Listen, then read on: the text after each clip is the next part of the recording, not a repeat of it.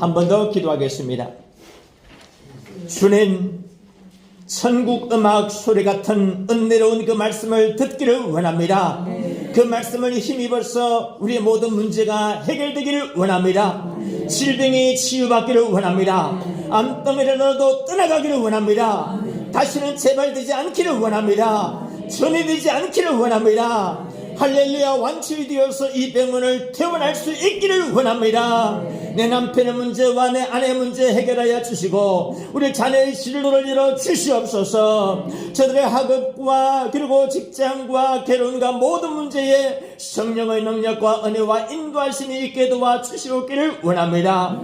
간절한 마음으로 절박한 마음을 갖고 주님 앞에 나와 싸우니 주님 도와주옵소서.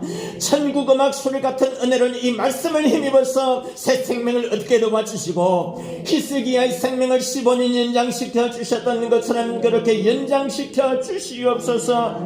얼마나 좋은 세상에 살고 있습니까? 이제 봄이 되어 오고 있습니다. 하나님, 좋은 아버지라는 사랑하는 남편, 아내와 자식들과 함께 마음껏 외출도 하고 여행도 하고 좋은 음식 먹으면서 마음껏 다니면서 주님을 찬양하기를 원합니다. 주님의 그런 행복을 주님이 앗아가지 않도록 주님 도와주시기를 원합니다. 성령이여 바람같이 불같이 생수같이 역사하여 주시옵소서. 주님은 놀라운 기적의 역사가 오늘 이 시간 예배를 통하여서 나타나게 하옵소서. 예수님 이름으로 감사하며 간절히 기도드립니다. 아멘. 설 연휴가 코앞에 다가왔습니다.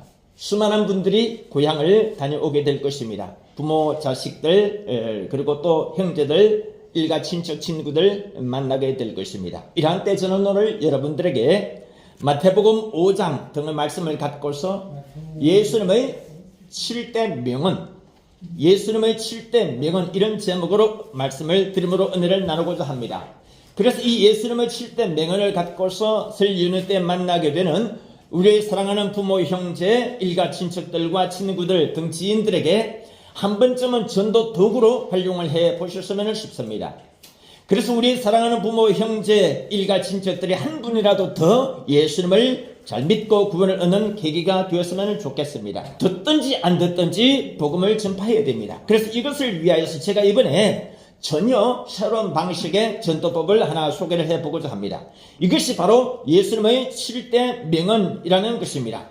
사람 심리는요, 무슨 3대 명언, 4대 명언, 5대 명언, 7대 명언, 10대 명언, 이런 식으로 숫자라는 단어하고 명언이라는 글자를 같이 끼워 넣으면요, 그 내용이 뭔지 잘은 몰라도 일단은 귀를 기울이게 됩니다. 그 사람 심리입니다. 사람이 그게 매료된다는 것이죠. 특히 그분들은 전혀 모르는 그 명언을 우리가 알고 있다, 우리가 당신에게 소개를 해주겠다 하면은 그게 뭔데? 대부분 귀를 기울이게 되는 것입니다.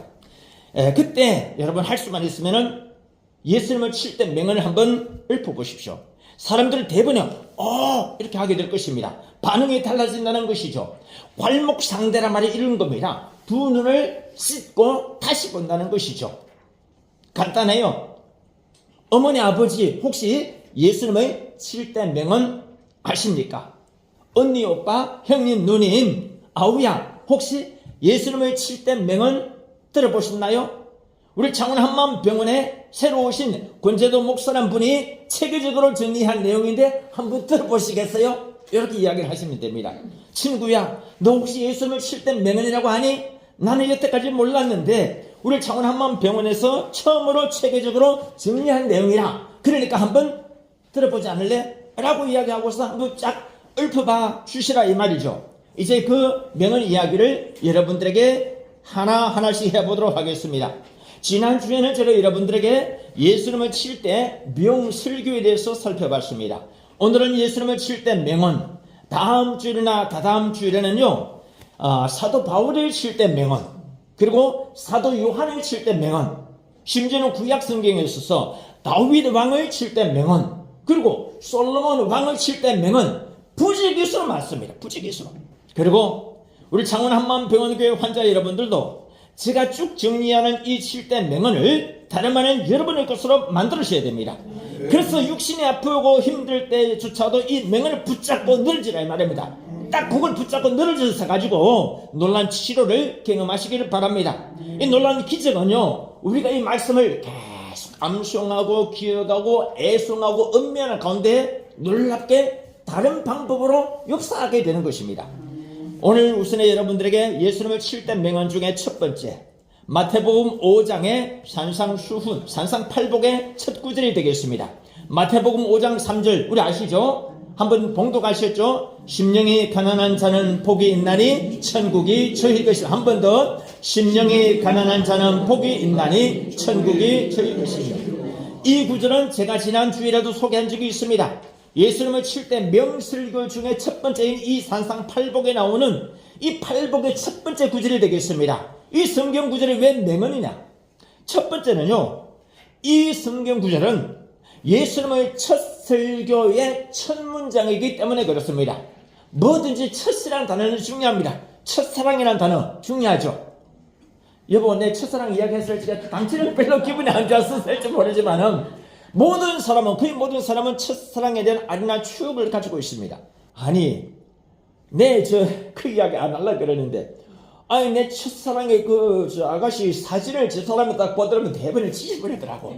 그렇게 착한 사람이 왜 내 첫사랑의 사진을 다 찢어낸다는지 이해가 안 돼가지고, 전혀 설교가 다른 방향으로 흘러갔습니다만, 첫사랑의 연적의 애인의 사진을 찢어버릴지라도 예수님의 첫마디 말씀은, 공생의 첫마디 말씀은 절대로 찢어버리지도 말고 잊어버리지도 마시기 바랍니다. 아멘. 다시 한번 심령이 시작. 심령이 가난한 자는 복이 있나니 천국이 저희 것이다.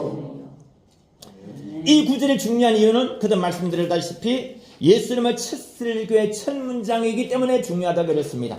설교든지 강연이든지 아니면 책이든지 뭐든지 간에 첫 마디, 첫 문장, 첫 글이 중요하다 그랬죠. 심지어 노벨 문학상을 받은 일본의 가와바타 야스나리의 첫 문장이 뭐라고 했습니까? 설국, 육이군의 첫 문장이 국경의 터널을 지나면 설국이었다. 이 문장 하나가요, 이 문장 하나 가지고서 가와바타 야스나리가 노벨 문학상을 받았다 해도 과언이 아닌 정도입니다.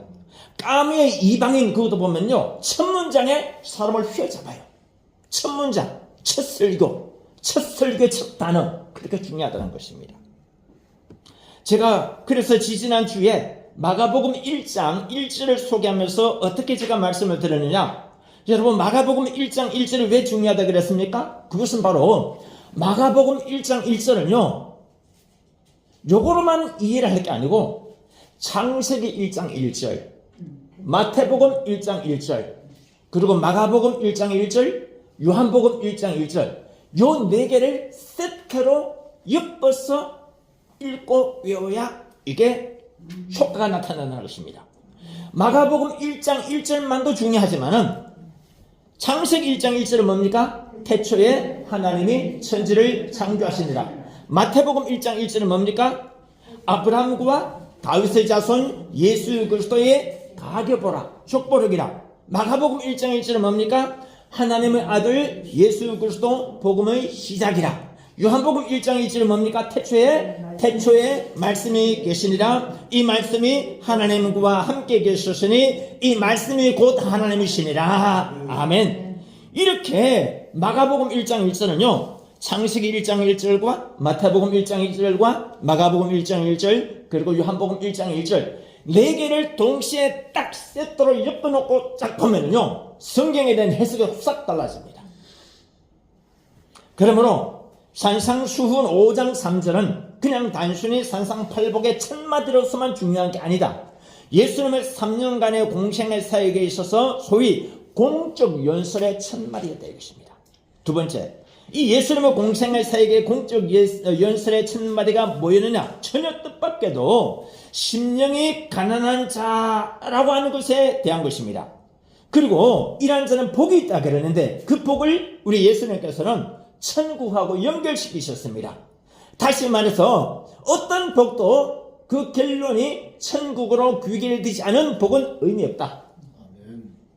어떤 복도 저는 늘 새벽마다 기도하는 것이 있습니다. 신오복을 주옵소서.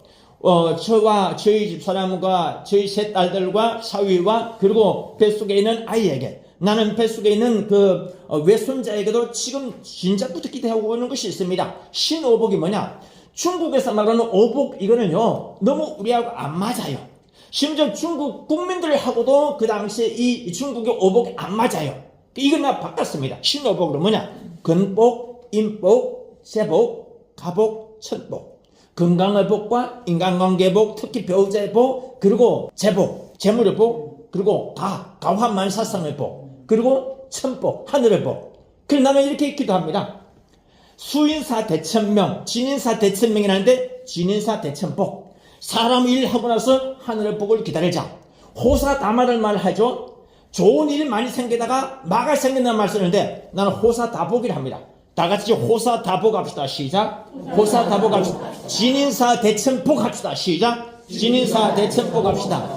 호호호호 백년해로 합시다. 시작. 호호호호 백년. 이 무슨 뜻이냐? 호호호호 백년해로. 호의호식하며 호강하며 호산누르며 백년해로 합시다. 그리고 이걸 갖다가 앞단어만 따가지고 다 같이 호의호식 합시다. 호강합시다. 호산 누릅시다. 백년해로 합시다. 중요한 거는 주 안에서. 주 안에서 다 같이 주 안에서 호의호식 합시다. 호강합시다. 호산 누릅시다. 주 안에서 호호호 전후좌우 대각선끼리 함께 시작. 주 안에서 호호호 합시다. 여기에 의식화가 돼. 의식화가. 그래서 나는 기도하는 것이 건복, 인복, 제복, 가복, 천복을 저희 가정에게 많이 누리고 오래 누리게 하고 있었어. 많이는 이 땅에 살 동안, 올해는 후대로 갈수록 요게 저의 매일 새벽 기도입니다. 여러분들도 이 신오복을 놓고서 기도하시기 바랍니다. 아멘. 이 복이 천국으로 연결되어야 된다. 제가 도발적인 질문을 그럼 한번 해보겠습니다. 심령이 가난한 자는 복이 있다고 했는데 여기서 심령이 가난하다는 말의 기준이 뭘까요? 기준.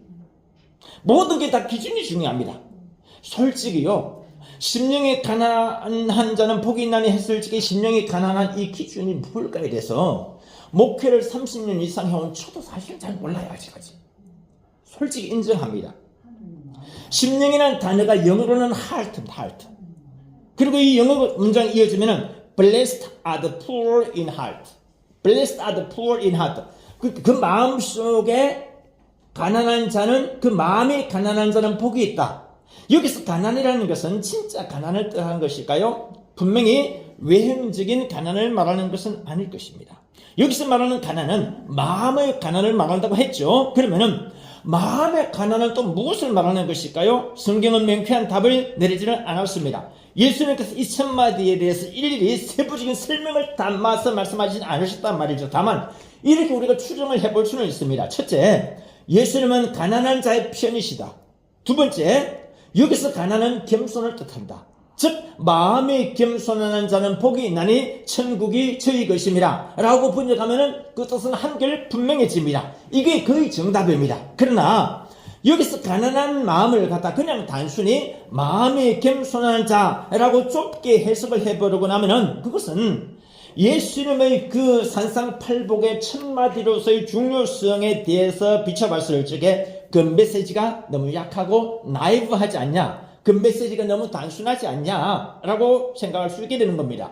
여기서 마음이 가난한 자는 이라고 하는 표현은 마음이 겸손한 자는 이라고 하는 뜻을 많이 내포하고 있기는 하지만은 그것만을 한정하고 있지는 않는다는 것입니다.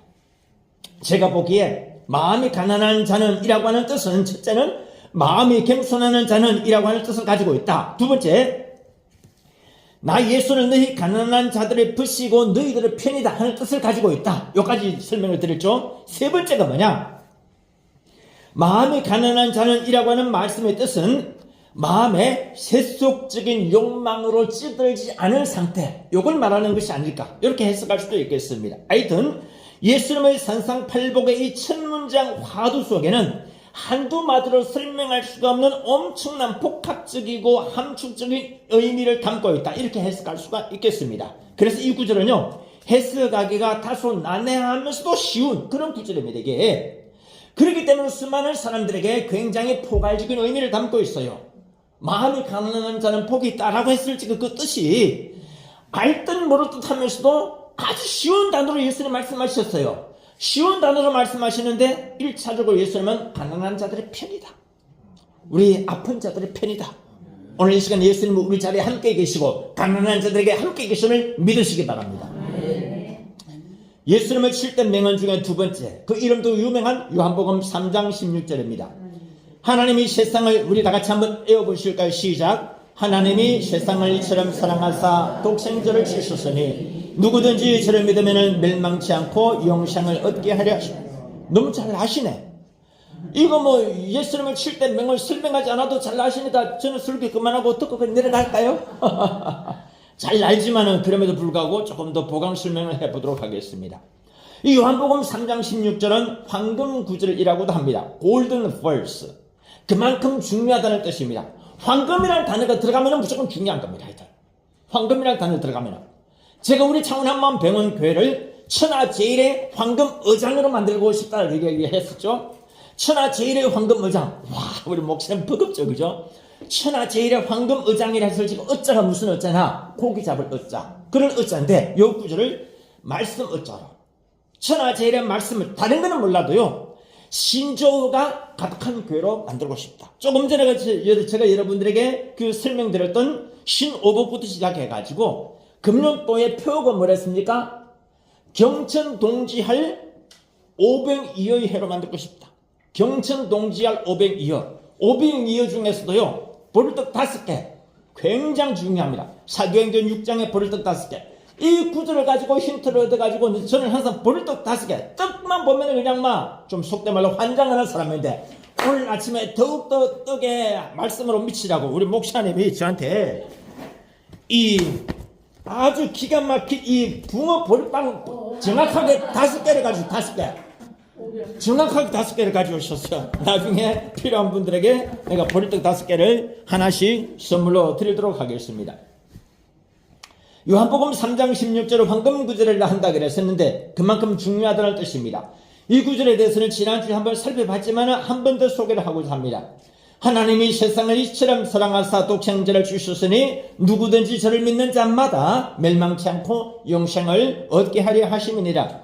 영어로는 God so loved the world that he gave his one and only son, and whoever believes in him shall not perish but have eternal life.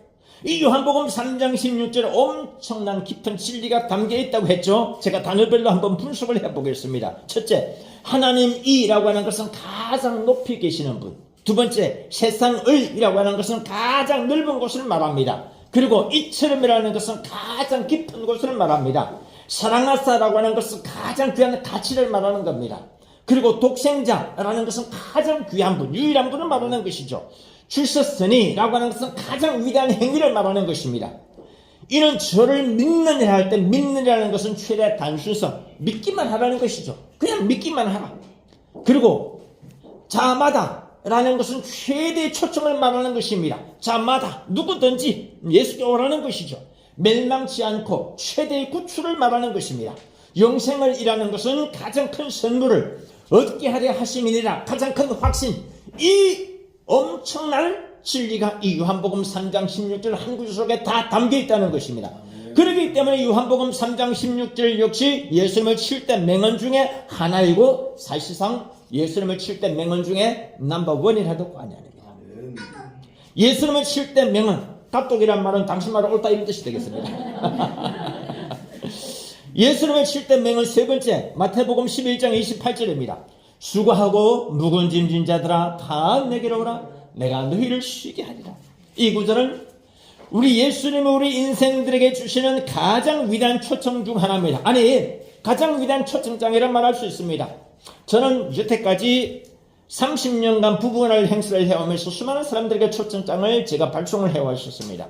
국회에서 20년간 한 해도 그렇지 않고 세계 부부간의 국회 기념식 행사를 총괄 주최해왔습니다. 국회의장부터 시작해서 부의장 그리고 여야 국회의원 모두에게 다 제가 초청장을 많이 발송을 했었습니다. 그런데 제가 한 번은 하동군의 그 악양면장이라는 분이 있는데 수필가 한 분이 있어요. 그분이 목사님, 우리 하동군 악양면에서도 이번에 부부연합 기념식 행사를 하게 됐으니까 초청하겠습니다 라면서 초청장을 보내왔는데 문장에 내가 놀라웠어요. 아주 특별한 문장. 이야, 초점장은 대개 보면은요, 천편 일림쓰기거든요. 거의 비슷합니다. 그런데 알고 보니까 이분이 수필을 가요. 그를 첫 문장부터가 엄청난 엑기스가 담겨 있습니다. 저도요, 그 때문인지 몰라도 짧은 초점장 한 문장 하는 데 있어서 초점장 첫 마디를 내가 절대로 예사 문장을 안 넣습니다. 첫 문장에서 사람을 마음을 휘어잡아라. 오늘 이 성경 마태복음 11장 28절, 예수님이 수많은 제자들과 그리고 백성들에게 한 가장 위대한 초청장, 신구약 성경을 통틀어서 나는 이처럼 위대하고 훌륭한 초청장을 본 적이 없어요. 그게 뭐냐? 수고하고 한번 에워봅니다. 시작. 수고하고 무거운 짐 진 자들아 다 내게로 오라. 내가 너희를 나는 이처럼 위대한 초청장을 본 적이 없어요. 여러분은 이보다도 위대한 초청장 본 적이 있으십니까? 청첩장의 계절이죠. 수많은 청첩장, 요즘 모바일로 나오죠. 뭐 다 비슷합니다. 아니 찍어냅니다. 찍어낸 그대로 그냥 하기 때문에 아 이거 어디서 나왔구나 대부분 알아요. 그런데 우리 예수님이 우리 인생들에게 하시는 가장 위대한 초청장, 수고하고 무거운 짐진 자들아, 이게 왜 가장 위대한 초청장이냐? 그것은 바로 이 세상에 수고하고 무거운 짐을 지지 않은 사람이 없다는 것입니다. 모든 사람들은 다 크고 작은 짐을 지고 있습니다. 질병의 무거운 짐을 지고 있습니다. 인간관계의 무거운 짐을 지고 있습니다. 물질적인 어려움의 짐을 지고 있습니다. 가정 문제, 부부 문제의 짐을 지고 있습니다. 친척, 인척, 그리고 또 여러 자녀 문제, 진급 문제, 결혼 문제, 이사 문제 등등 각종 크고 작은 그 짐을 지고 있습니다. 이걸 우리 예수님이 간파하실 것입니다. 그렇기 때문에 수고하고 무거운 짐진 자들은 다 와라. Come to me, all you who are weary and burdened, and I will give you rest. I will give you rest. 나 이 구절, I will give you rest. 내가 너희에게 쉼을 주리라. 교회는 먼저는 청중들에게 쉼을 줄 수 있어야 됩니다. 쉼을 주고 기쁨을 주고 그리고 또 평화를 주고 소망을 주고 사랑을 주고, 뭐 교회를 설명할 때 복잡한 거 있습니까? 가정도 마찬가지입니다. 그래서 교회는 큰 가정이다. 가정은 작은 교회다. 국가도 마찬가지입니다. 국가는 큰 가정이다. 가정은 작은 국가다. 국가할 때 가짜가 집 가짜 아닙니까? 난 그렇게 보는 것이죠. 패밀리하고 네이션하고 같은 종이다 이거죠. 가족의 더 넓은 개념이 민족이죠. 오늘날 이 구절의 말로 수고하고 무거운 짐진 자들아 다 내게로 오라. 내가 너를 쉬게 하리라. 다시 영어로도 이야기합니다. Come to me, all you who are weary and burdened, and I will give you rest. 내가 여러분들에게 쉼을 주겠다.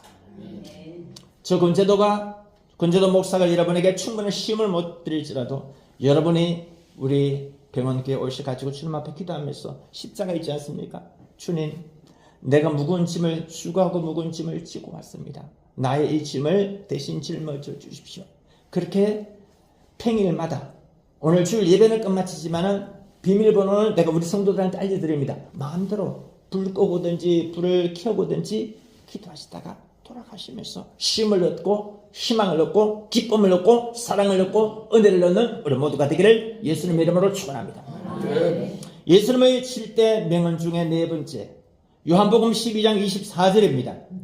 한 나라의 밀이 땅에 떨어져 죽지 아니하면 한 알 그대로 있고 죽으면 많은 열매를 맺으리라. 우리 한 번 더 따라합니다. 하늘의 시작. 하늘의 밀이 땅에 떨어져 죽지 아니하면 한 알 그대로 있고 죽으면 많은 열매를 맺으리라.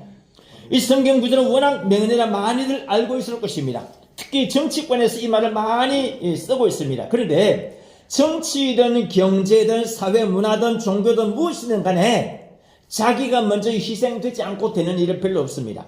이 세상에 출세하고 성공한 그 모든 지도자들을 보면은 결정적인 순간에 자기를 내던질 줄 아는 사람들입니다. 막판에 결정적인 순간에 자기를 내던질 줄 아는 사람이 큰 업적을 이룰 수 있고 대권을 쟁취합니다. 여기서 하나의 밀이 땅에 떨어져서 죽는다라는 것은 당연히 자기 희생을 말하는 것이에요. 왜 이순신 장군이 유명합니까? 훌륭합니까? 노랑 전투에서 당신을 내던졌죠.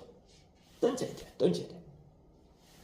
근데 요즘 수많은 사람들은 다 자기는 희생할 생각하고 상대방만 희생하려고. 그게 참 여의도의 문제인 것이죠. 내가 그 생리를 너무 잘 알아요. 내가 수많은 국회의원들을 배출을 했어요. 20년 동안. 사람들 말 들어보니까 다 남에게 그냥 희생만 강요하지 자기가 희생할 생각 안 하더라는 거죠. 자기 희생 이야기를 할 때요, 내가 두 인물을 소개하고 싶습니다. 한 분은 일본 지하철 의인 이수현, 아마 아실 겁니다. 2001년도 1월 26일 울산 출신입니다. 고려대생 이수현 군이 도쿄에서 아르바이트를 마치고 귀가하던 중에 한 시민이 지하철 선로에 떨어지는 것을 목격했습니다. 주저없이 바로 지하철로 뛰어들었습니다. 선로. 그런데 그게 올리는 게 쉽지가 않아요. 깔아버렸죠. 이 사람하고 일본 떨어진 사람하고 또 다른 시민을 3명이 그 자리에 죽어버렸었어요. 엄청난 충격. 일본 사회에 엄청난 충격이었습니다. 일본 사람은 그래 안 한단 말이죠. 개인주의가 승행하기 때문에. 우리 한국 사람은 그렇게 한단 말이죠. 근데 요즘 사람들은 이수연이라는 의인을 떠올리지만은요, 나이가 좀 든 분들은 이 자기 희생하면은 옛날 분들은 강제구 소령을 떠올립니다. 강제구 소령 누군지 아시죠? 1965년도 10월 4일날 강원도 홍천구 북방면에서 일어난 일입니다. 이분은 수류탄 훈련 교관이었습니다. 사병들 수류탄 투척을 지도하는 중에 큰 사고가 터졌습니다. 박해천이라고 하는 이등병이 본 실수를 잘 저질러요. 겁이 나니까 안전핀을 뽑았단 말이죠. 뽑아놓고서 던진다고 하는 게 수류탄, 그게 의외로 무겁습니다. 이게 수류탄 무게가 제가 잘은 모르지만 적어도 아마 5kg는 넘어요. 생각보다 이게 무거워요. 던지는데 이게 조그만 손가락 악력이 없으면요, 뒤로 빠집니다. 뒤로 던지려는 찰나에 수류탄이 뒤로 굴러버렸습니다. 굴러가지고 기다리고 있는 그 사병들에게로, 중대원에게로 수류탄을 굴러가기 시작했습니다. 엄청난 폭발이 불을 보듯 빠는 상황에서 어떻게 해야 되겠습니까? 그 당시에 중대장, 대위, 강제구 소령이 덮쳤습니다. 딱 덮치니까 폭발하면서 모든 몸에 파편이 다 튀겨버렸습니다. 그리고 강제구 소령은 사망하고 거기에 있던 중대원들 중에 적잖은 사람들이 부상을 입었어요. 만약에 본인이 그래 하지 않았다면 수많은 사람들이 희생이 일어났을 것입니다. 나중에 제가 이 강제구 소령이 어떤 분인지 한번 자료를 조사를 해보니까 서울고등학교 육사 출신의, 서울고등학교가 유명한 명문이거든요. 육사 출신의 이분이 개신교라는 것이 나왔어요. 개신교. 살신승인한 분들 중에서 기독교인이 굉장히 많아요. 눈에 안 보이는 봉사를 하는 분들 중에 기독교인들이 압도적으로 많습니다. 그런데 우리 언론에서는요, 기독교인이 성교 120년 지나고 난 뒤에 사회 지탄의 대상이 됐다는 등등 이야기를 하는데요. 목사가 사회 지탄의 대상이 됐다 등등 이야기를 하는데요. 선한 일을 하는 분들을 보면은요, 압도적으로 기독교인들이 많아요. 우리 이 사실을 잊지 말아야 됩니다. 가끔 사람들 중에서는요, 기독교인이 오히려 더 못됐다라는 말을 하는 사람들은 많은데 나는 이렇게 좋게 해석합니다. 그나마 그분이 기독교인 됐었기 때문에 그 정도로 됐지, 기독교인 안 됐으면 더 나빴을 것이다. 생각을 조금만 달리 하면은요, 우리 유튜브에 나오는 그 내용 중에서 기독교인이 더 심하다는 그 말을 믿지 마십시오. 어떻게 해석을 하느냐, 그나마 그분이 기독교인이었기 때문에 그만큼 덜 악했다. 저는 그래서 이제 이수현 그리고 강제구 소령, 그 근원을 더 계속 올라가면 누구를 만나게 되느냐? 예수님을 만나게 돼요. 예수님이야말로 자기 희생의 살신승인의 표본이시다. 할렐루야. 우리 이 사실을 알고 딱 성경을 보면요, 성경을 보는 관점이 싹 달라집니다. 그들 말합니다. 한나라의 밀이 땅에 떨어져 죽지 아니하면 하늘 그대로 있고 죽으면 많은 열매를 맺으리라. 시작. 하늘의 밀이 땅에 떨어져 죽지 아니하면 하늘 그대로 있고 죽으면 많은 열매를 맺으리라. 예수님을 7대 명언 중에 5번째, 잘 나가죠? 요한복음 14장 6절입니다. 내가 곧 길이요 진리요 생명이니. 영어도 간단합니다. I am the way and the truth and life. He who comes to me will never go hungry. He who believes in me will never be thirsty. 내가 곧 길이요 진리요 생명이라. 기독교 진리의 생명은 여러분요, 간결함에 있습니다. 단순함에 있습니다. 기독교 진리요, 간단 명료합니다. 복잡하지가 않아요. 너무 길고 복잡하면 일반 사람들이 다 기억을 못합니다. 항상 기뻐하라, 쉬지 말고 기도하라, 범사에 감사하라. 나중에 제가 사도 바울의 7대 명언 중에 첫 번째로 꼽고 싶은 대목이 이겁니다. 항상 기뻐하라, 쉬지 말고 기도하라, 범사에 감사하라. 이 세 마디 문장 속에 우리 모든 이 땅의 기독교인들이 다 두루 음미할 뿐만 아니고 그대로 본받아야 할 진리가 이 속에 다 담겨있다 해도 과언이 아닙니다. 그 예수님을 칠 때 명은 중에 이 요한복음 14장 6절 내가 곧 길이요 진리요 생명이다. 복잡하지 않아요. 당신을 설명하는데 이처럼 확실한 것이 없다는 것이죠. 예수님의 칠 때 자기 선언, 요한복음에 나오는 예수님을 칠 때 자기 선언 아시죠? 예컨대 내가 생명의 떡이다. 나는 참 포도나무다. 그리고 또 나는 부활이요 생명이다. 그리고 또 나는 선한 목자다. 나는 양의 문이다. 그리고 내가 곧 길이요 진리요 생명이다. 얼마나 이렇게 귀한 진리의 말씀들 많이 있습니까? 근데 오늘 이 본문에 보니까 내가 곧 길이요 진리요 생명이다. 기독교 종교는 결국 구름 잡는 종교가 아니다 이 말입니다. 추상적인 애매모호한 이야기를 하지 않는다는 것입니다. 구체적이고 현실적이고 그러면서 동시에 현실을 초월하는 믿음에 대해서 역설하고 이런 것이 성경 말씀입니다. 하나님의 말씀은 그렇기 때문에 위대한 것이죠. 오늘 요한복음 14장 6절을 한번 보십시오. 주여 어디로 가시는지 우리가 알지 못하거늘 그 길을 어찌 알겠습니까? 도마가 질문하니까 예수님이 이 말씀 하신 것이죠. 내가 길이요 진리요 생명이다. 도마가 고마워요. 참 도마가 이렇게 질문을 자기 기준에서는 그냥 아니 자꾸 예수님이 내가 저 천국에 너를 위하여서 예배하러 간다고 하는데 도마가 봤었을 적에는 그 가는 길을 모르겠는데 자꾸 그 말씀하시니까 이게 황당무계하게 들리는 거죠. 도마한테는 그것밖에 안 보여요. 내가 예수님이 옆구리에 손을 이렇게 그 칼 찔린 자국을 보기 전에 내가 못 믿겠다. 예수님 말하십니까? 도마야 와 봐라. 이리 와서 내 손바닥에 나온 못자국을 보고 옆구리에 칼자국을 봐라. 그래야 좀 믿어봐라 이 자식아. 이게 지금 예수님 도마한테 한 말씀이신데 도마가야 어떻게 보면은 자기 기준에 맞는 그 질문이긴 하지만은 결과적으로 예수님에게 있어서는 이 진리를 답변하게 한 그 동기부를 갖다 주시니까 고마운 일이긴 하죠. 니고데모가 왜 고마우냐? 예수님이 밤중에 니고데모라는 관원 공무원이 예수님 앞에 찾아와 가지고 그 영생에 대해서 물으니까 예수님이 답을 하시는 것이 바로 하나님이 세상을 이처럼 사랑하사 독생자를 주신 이 구절이 나오게 된 것이 니고데모가 혼자 이렇게 예수님께 밤중에 나왔기 때문에 예수님이요 니고데모 한 명에게 한 설교가 엄청나게 위대한 요한복음 3장 16절을 만들어낸 것처럼 또 사마리아 여인 한 명에게 예수님께서 설교하신 것이요 뭐라고 했습니까? 아버지는 참이시니 예배하는 자가 신령과 진정으로 예배할지 예배의 기준을 갖다 예수님이 이 사마리아 여인에게 알려주신 것이죠. 오늘 여기 본문에도 보면은요 도마 한 사람은 사실 한 말입니다. 내가 곧 길이요 진리요 생명이라. 여러분이 저한테 가끔 질문을 던져주십시오. 그러면요 내가 여러분에게 답변 드리다가 갑자기 대박 나오는 멘트가 나올 수도 있어요. 그거 가지고 증리하면 그것도 권재도 목사의 7대 명언이 될 수도 있습니다. 제가 언젠가 저라고 해가지고 왜 권재도 목사 7대 명언 하지 말라는 법이 있습니까? 여러분이 좋은 질문을 해보면요 좋은 답을 할 수도 있어요. 어제 제가 김진원 목사님 그 유튜브 잠시 듣는 중에 이분이 철학에서 목사가 된 그 이유를 이야기하는데 원래 이분은 계명대학교 철학과 조교였었습니다. 근데 학생 한 명이 이런 질문을 하더래요. 교수님, 조교 선생님, 철학이 무엇입니까? 라고 묻는데 답을 제대로 못했대요. 그래서 이제 답을 제대로 못하니까 학생이 에이, 조교 선생님도 모르는 저 철학에 대해서 우리가 배울 거 뭐 있습니까? 오늘 휴강 합시다. 이렇게 해가지고 이제 이 김진원 목사님이 야, 철학은 질문이다.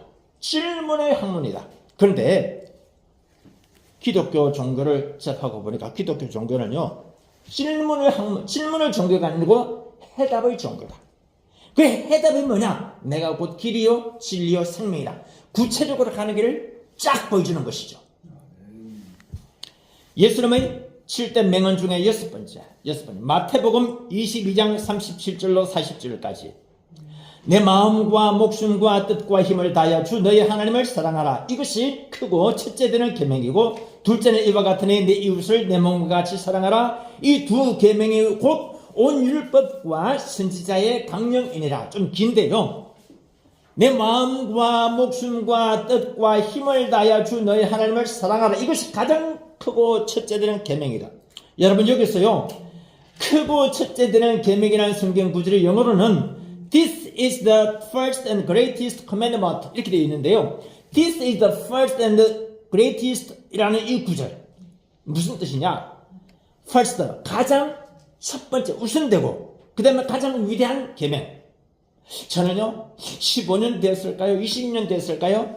한 번은 연세대 서울 그 연세대 세브란스 병원을 지나치다 말고 건물에 아주 의미 있는 영어 구절이 이렇게 슬로건이 있는 것을 봤습니다. 뭐냐면은 세브란스 the first and greatest hospital.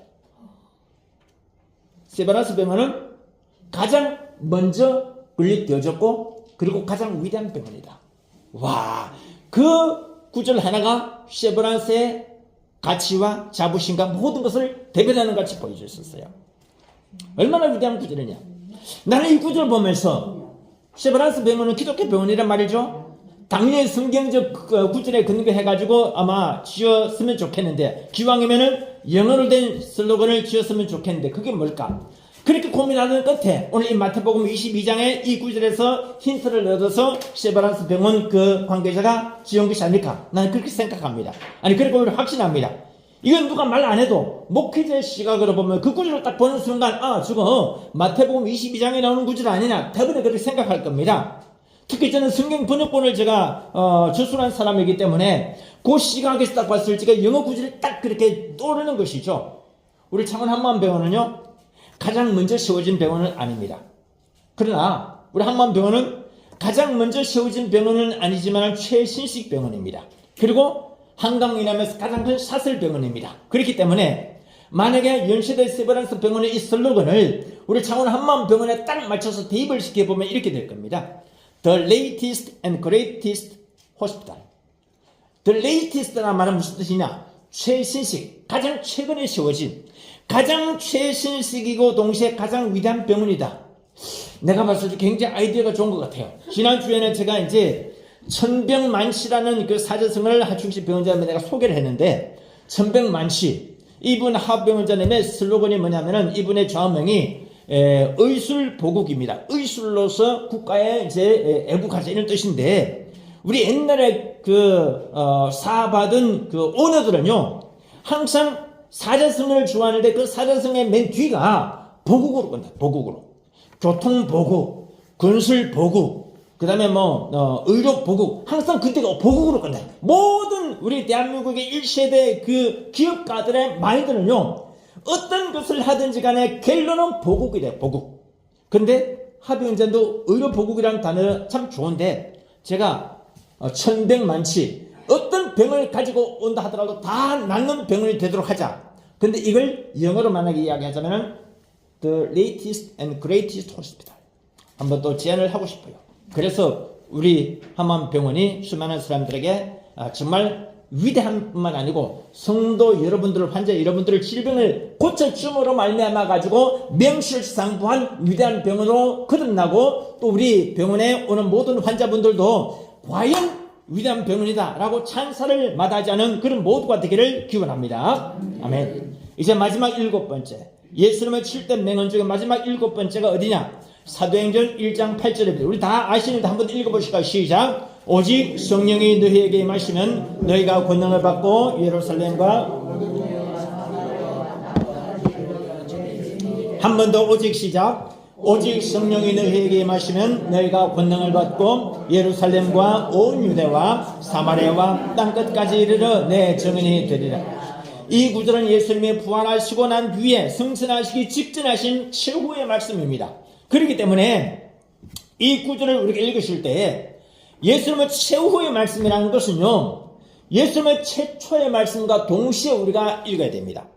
최초의 말씀하고 최후의 말씀을 잊지 말아야 됩니다. 서론이 뭐냐 잊지 말아야 되고 결론이 뭐냐 잊지 말아야 됩니다. 서론 뭐였습니까? 심령이 시작. 심령이 가난한 자는 복이 있나니 천국이 저희 것임이라. 그리고 최후의 말씀 오직 시작. 오직 성령이 너희에게 임하시면 너희가 권능을 받고 예루살렘과 온 유대와 사마리아와 땅끝까지 이르러 내 증인이 되리라. 이 두 구절을 연결시켜 보십시오. 산상수훈아 이 첫마디 하고 그리고 예수님 마지막 메시지를 세트로 엮어서 연결시키면 좋은 답이 나올 겁니다. 뭐냐? 시작은 부드럽게 그리고 끝은 강력하게, 간결하면서도 강력하게. 예수님의 맹설교 시작은요, 마태복음 그 5장 3절에 산상수훈 천마디였댔죠. 심령이 가난한 자는 복이 있나니 천국이 그들의 것임이라. 그리고 부드러운 메시지를 시작했는데, 예수님의 공생의 사역의 마지막 말씀이, 성천하시기 직전에 마지막 말씀이 뭐였겠습니까? 오직 성령이 너희에게 임하시면 너희가 권능을 받고 예루살렘 온 유대 사마리아 땅 끝까지 내 증인. 이 구절에서 우리가 잊지 말아야 될 게 뭐냐면요, 핵심이 뭐냐? 권능을 받아라. 권능을 받아라. 그리고 내 증인이 되라. 다 같이 권능 받고 증인 됩시다. 시작. 권능 받고 증인 됩시다. 권능 받고 증인 됩시다. 할렐루야. 시작. 권능 받고 증인 됩시다. 할렐루야. 제가 좋아하는 이 삼각편대. 권능 받고 증인 됩시다. 할렐루야. 우리 시작. 권능 받고 증인 됩시다. 할렐루야. 아멘. 지난주부터 계속 제가 외쳐온 말씀이 있었죠. 주구장창 외쳐온 말씀이, 성령은 받아도 그만, 안 받아도 그만이 아니다. 반드시 받아야 된다. 이 땅의 모든 목회자들은 성령 받은 목회자와 안 받은 목회자로 딱 대별된다. 이 땅의 모든 성도들은 성령 받은 성도와 안 받은 성도로 대별된다. 우리 이왕이면 성령 받읍시다가 아니고 반드시 성령 받읍시다. 시작. 반드시 성령 받읍시다. 성령의 권능을 받아야 일을 효과적이고도 강력하게 할 수 있는 것입니다. Effective and powerful. 이 야고보서 5장에 보면은요, 의인의 간구하는 역사하는 힘이 많다 했는데, 그 정확한 구절은요, 의인의 간구는 강력하고도 효과적이다. Effective and powerful. 우리 오늘 목사님 찬양이 얼마나 은혜로 뜨거운지, 이야, 목소리가 그냥 막 성령 받았기 때문에 그래요. 성령 받으면은 우리 입이 자동적으로 감사와 기쁨과 즐거움이 넘치날 줄을 믿습니다. 저는 이 7가지 구절, 이 구절에 대해서 체계적으로 소개를 해드렸는데, 자, 다시 한 번 더 정리를 합니다. 예수님의 7대 맹언 중에 첫 번째가 마태복음 5장 3절, 심령이 시작. 심령이 가난한 자는 복이 있나니 천국이 그들의 것이며. 두 번째, 예수님의 7대 맹언 요한복음 두 번째가 3장 16절, 하나님이 시작. 하나님이 세상을 이처럼 사랑하사 독생자를 주시니 누구든지 저를 믿는 자마다 멸망치 않고 영생을 얻게 하려십니다. 예수님의 7대 맹언 중 세 번째, 마태복음 11장 28절을 수고하고 시작. 수고하고 무거운 짐진 자들아 다 내게로 오라 내가 너희를 쉬게 하리라. 예수님의 7대 맹언 네 번째, 요한복음 12장 24절, 하늘의 밀이 시작. 하늘의 밀이 땅에 떨어져 죽지 않으면 하늘 그대로 있고 죽으면 많은 열매를 맺으리라. 예수님의 7대 맹언 중 다섯 번째, 내가 곧 길이요. 요한복음 14장 6절 시작. 내가 곧 길이요 진리요 생명이라. 예수님의 7대 맹언 중에 여섯 번째, 마태복음 22장, 요거 마음과 목숨과 시작. 마음과 목숨과 뜻과 힘을 다하여 주 너의 하나님을 사랑하라. 아멘. 마지막 예수님의 7대 맹언 중에 일곱 번째, 사도행전 1장 8절, 오직 성령의 시작. 오직 성령이 너희에게 임하시면 너희가 권능을 받고 예루살렘과 온 유대와 땅 사마리아 땅 끝까지를 내 증인이 되리라. 너무너무 잘 외우시네. 저도 암송은 자신 있다 했는데 우리 한마음병원교회 성도 여러분 얼마나 잘 외우신지, 이렇게 우리에게 놀라운 기억력을 주신 하나님께 크게 감사함으로 박수로 영광을 드리겠습니다. 그냥 박수만 할 게 아니래죠. 그냥 박수만 할 게 아니고 환호자격하면서, 환호자격할 때 작자가 뭐랬습니까? 참새작자. 참새가 돌려가의 약자. 펄짝펄짝 뛰듯이 박수하면서 하나님께 영광 돌리는 세계적인 신약, 환호자격하면서 박수로 하나님께 할렐루야 영광을 돌리겠습니다. 아멘, 아멘, 아멘. 자, 조금 이제 좀 힘을 들고 난 뒤에 다시금 마지막 피치를 올리고자 하는데, 7가지 예수님의 7대 맹언을 좀 더 정확하게 잘 기억하고 암기하기 위해서 저만의 암송 비법을 알려드립니다. 뭐냐? 앞머리 글자를 속칭 대가리만 탁탁 외우는 겁니다. 어떻게 해요? 심령이 가난한 자는 복이 있나니 천국이 그들의 것이며. 하나님이 세상을 이처럼 사랑하사. 그리고 수고하고 묵은 짐자들아 하늘의 밀이 땅에 떨어져. 내가 곧 길이요 진리요. 마음과 목숨과 뜻과 오직 성령이 너에게 임하시면. 이걸 갖다가 딱 대가리 글자만 따면 어떻게 되느냐? 심하수한 내마오. 다 같이 심하수한 내마오. 시작. 심하수한 내마오. 자, 심은 뭐라고요? 심령이 가난한 자. 하는요 하나님이 세상을. 수는요 수고하고 무거운. 하는요 하늘의 미라리. 그리고 내는요 내가 곧 길이요. 마는요 마음을 다하고. 오는요 오직 성령이 내게. 자, 심하수한 내마오. 시작. 심하수한 내마. 전후 좌우 대각선에 심하수한 내마오 합시다. 시작. 심하수한 내마오 합시다. 아이고 우리 목사님 너무 어렵게 설교하신다. 어렵지 않죠? 그래도 그죠? 요 정도는 할 수 있잖아. 요 정도는. 심하수한 내마오 할렐루야. 시작. 심하수한 내마오 할렐루야. 아멘. 이 세상을 살다간 위인들을 보면은 모두가 최소한 몇 개의 명언들이 있습니다. 정리 결론입니다. 우리 사랑하는 청원한마음 병원교회 성도 여러분들도요, 예수님을 칠 때 명언에 비할 바는 못된다 하더라도 내 자식들에게 그리고 내 주위 사람들한테 남겨주고 싶은 나만의 3대 명언 혹은 4대 명언 5대 명언 정도라도 정리를 해보십시오. 그게 안 되면은 예수님을 칠 때 명언 아십니까? 설 지낼 때 부모, 형제, 가족들에게, 친척들에게, 친구야 혹시 예수님을 칠 때 명언 아니? 그래가지고 요 구절을 갖다 심하수한 내마오 딱 이 일곱 단어를 딱 외우고서 한번 써먹어 보시라 이 말이죠. 처음부터 바로 부모, 형제, 친구 또 친척들한테 이야기를 하다가 까먹으면 좀 곤란할 수 있으니까 메모를 했다가 딱 보여줘도 됩니다. 그런데 이걸 다 통째로 외우면은 메모 안 하고 그대로 그냥 줄줄 이야기하게 됩니다. 요라는 순간 사람들이 여러분을 다시 보게 될 것입니다. 놀라운 전도의 역사가 이번 명절 주간에도 일어나기를 바랍니다. 그래서 한 명의 우리 가족, 부모, 형제 전도하게 되면 그 효과, 결실이 얼마나 크게 될까? 우리 하나님께 심하수한 내마오 이 구절을 꼭 기억하면서 예수님을 칠 때 명은 하나님이 바로 내가 이 세상을 살아가고 질병을 고침받고 문제를 해결하는데 꼭 필요한 생명의 말씀이 되게 하옵소서. 그런 마음을 갖고 주님 앞에 다 같이 주의 3창 말씀을 생각하면서 통성으로 또 아픈 분은 황부에 손을 얹으시고 문제가 있는 분은 가슴에 손을 얹으시고 우리 주님 앞에 주의 3창 다시 한번 통성으로 주님 앞에 기도하겠습니다. 주여 주여 주여. 사랑을 좋으신 아버지 하나님 감사합니다. 은혜를 다하여 주시고 능력을 다하여 주시고 축복하여 주셔서 놀라운 기적의 역사가 나타나게 하옵소서. 우리 하나님 권능으로 말씀으로 축복을 세워주시기를 원합니다.